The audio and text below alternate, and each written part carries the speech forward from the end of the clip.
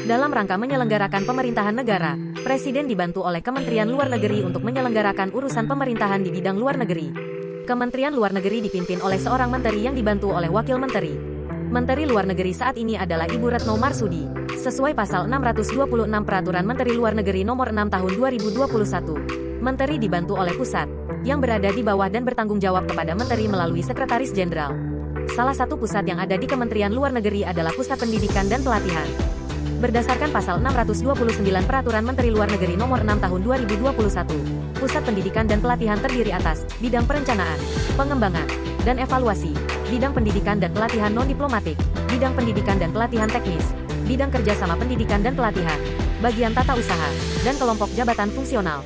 Di dalamnya juga terdapat 3 unit pelayanan terpadu, yaitu UPT Sekolah Dinas Luar Negeri, UPT Sekolah Staf Dinas Luar Negeri, dan UPT Sekolah Staf dan Pimpinan Dinas Luar Negeri.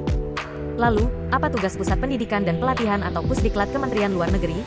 Pada pasal 627 dan 628 Peraturan Menteri Luar Negeri Nomor 6 Tahun 2021, Pusat Pendidikan dan Pelatihan mempunyai tugas melaksanakan penyusunan kebijakan teknis, pelaksanaan, pemantauan, evaluasi, pengelolaan fasilitas pendukung pembelajaran, dan pelaporan di bidang pendidikan dan pelatihan bagi aparatur sipil negara Kementerian Luar Negeri dan kementerian, lembaga lainnya serta non-aparatur sipil negara di lingkungan Kementerian Luar Negeri dan Perwakilan Republik Indonesia.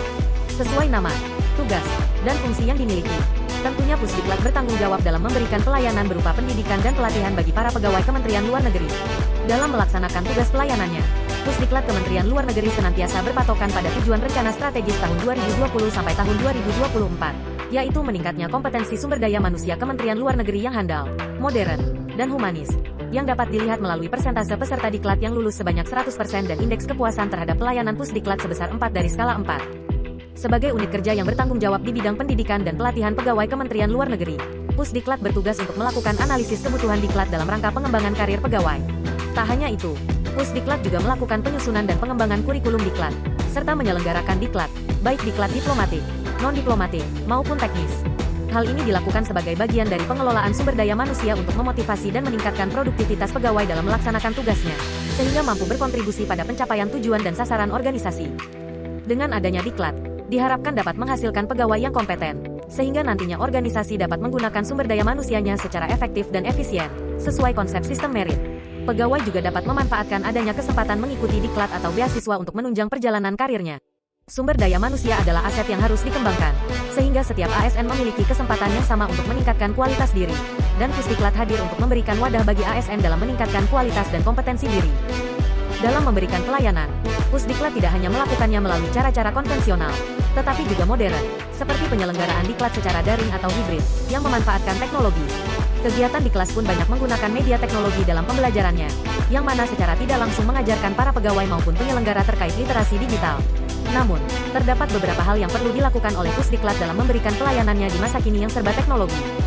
Pusdiklat telah melakukan penyebaran informasi mengenai diklat dan beasiswa melalui email Kementerian Luar Negeri, yang mana hal ini akan jauh lebih baik jika terdapat website khusus Pusdiklat di mana pegawai Kementerian Luar Negeri dapat mengaksesnya untuk mendapatkan informasi-informasi mengenai diklat yang sudah, sedang, dan akan diselenggarakan, kerjasama diklat, dan beasiswa pendidikan yang dapat diikuti oleh pegawai Kementerian Luar Negeri.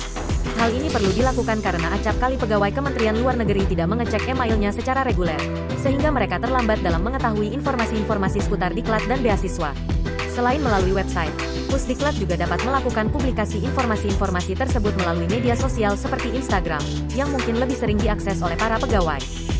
Pengadaan website Pusdiklat tidak hanya dapat berguna untuk publikasi informasi diklat dan beasiswa, tetapi juga dapat digunakan untuk mengelola fasilitas penunjang pembelajaran, seperti katalog buku yang ada di perpustakaan dan training material repositori.